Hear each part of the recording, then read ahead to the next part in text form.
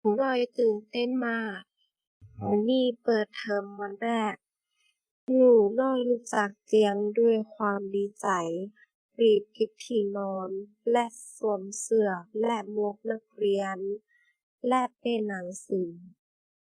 ทานอาหารเช้าก่อนออกเดินทางไปเรียน หมูน้อยนั่งทานอาหารเช้า โดยมีคุณแม่ทำอาหารให้ มีขนมปังและนมวางอยู่บนโต๊ะ เดินทางไปโรงเรียน หมูน้อยเดินข้ามถนนอย่างระมัดระวัง และมีเพื่อนเดินไปด้วยกัน เพื่อนต่างก็ดีใจที่เปิดเทอมวันแรก หนูน้อยเจอเพื่อนใหม่ และทักทายเพื่อนเก่าในห้องเรียน หมูน้อยยิ้ม และพูดคุยกับเพื่อนอย่างร่าเริง เลิกเรียนและกลับบ้าน